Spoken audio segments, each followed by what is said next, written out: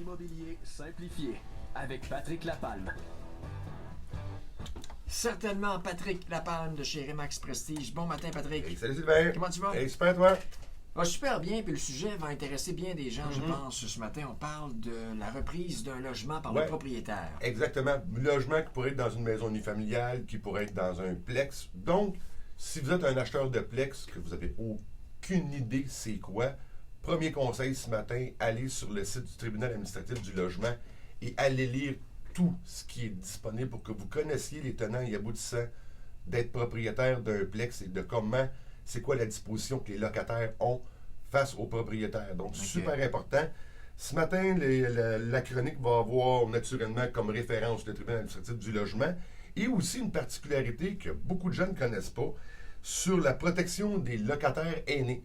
Donc, cette particularité-là, elle est méga importante. OK. Moi, je te pose quelques questions. Ouais. Je veux savoir, moi, j'ai de l'argent, je veux acheter un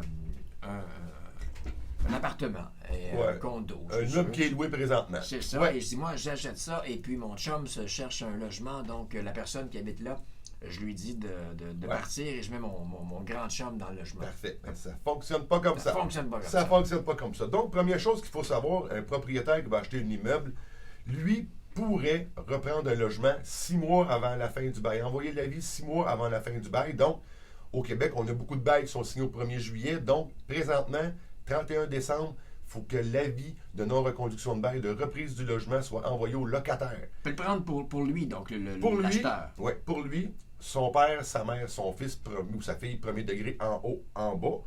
Pour aussi loger un parent ou un allié, donc il est le principal soutien matériel ou moral, et aussi un ex-conjoint, donc qui est le principal soutien, toujours là, matériel ou moral, mais malgré le fait qu'il y a eu une séparation de corps par jugement, par divorce ou dissolution de l'union civile. Donc c'est très important cette particularité-là aussi, parce qu'on ne peut pas aller loger qui on veut dans le logement. Il y a vraiment des particularités. Et aussi, c'est la partie protection des aînés que personne ne connaît pratiquement, c'est qu'il y a des exceptions qu'on ne peut pas reprendre un logement. L'exemple qui est ici, c'est que le locataire, la personne qui loue, a 70 ans et plus. Premier fait. Critère, merci. Le deuxième, il faut qu'il ait 70 ans naturellement, qu'il habite 10 ans et plus le logement. Et le troisième critère qui est très important, il faut que le locataire qui n'a pas les moyens selon une charte qui a été établie, un exemple de 2 chambres à coucher, il y a 2 ou 3 occupants dans le logement, il fait 36 000 $ et moins de revenus annuels.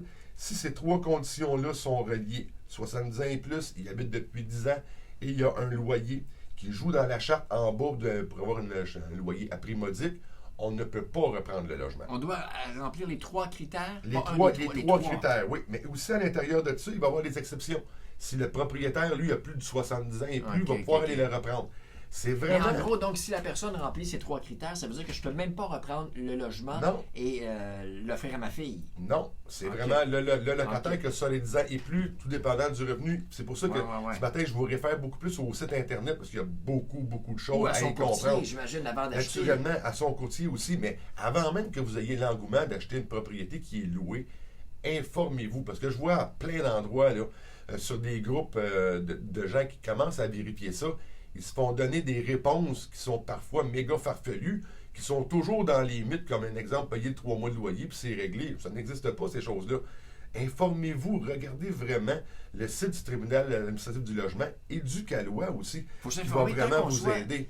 Autant pour l'acheteur que pour le locataire, qui n'est peut-être pas au courant de ce qu'il a des droits. Oui, effectivement. Moi, je vends une propriété présentement que j'ai à vendre. Il faut que je sois au courant de l'âge des locataires, depuis combien de temps qu'ils soient à l'intérieur, et s'ils touchent la charte des loyers modiques.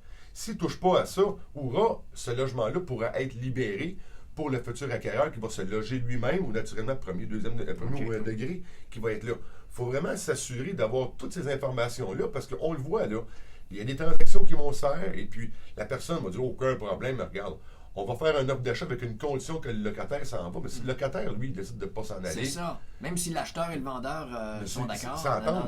C'est le locataire. Parce que le bail, lui, dès qu'un acheteur achète la propriété, le bail, le propriétaire acquéreur devient propriétaire du bail. Donc, il doit remplir les mêmes choses, puis il n'y a aucun lien avec l'autre, là. Il faut vraiment s'assurer d'être au courant de toutes ces particularités-là et en même temps, s'assurer d'une transaction qui va être réaliste et puis qui va vraiment plaire à tout le monde. Ouais. Aussi simple que ça. Et bravo, parce que ça protège les gens, évidemment. Effectivement. Les gens qui pourraient se retrouver à la rue autrement. Patrick, si on veut te joindre, avoir de l'information. Oui, mais facilement au 450-499-5544. Sur mon Facebook, naturellement, toutes mes chroniques qui sont disponibles. Et abonnez-vous à ma chaîne YouTube. Vous avez 241 chroniques de présentes pour vous. Patrick Lapalme, un but, une passion. Vendez. Certainement. Super.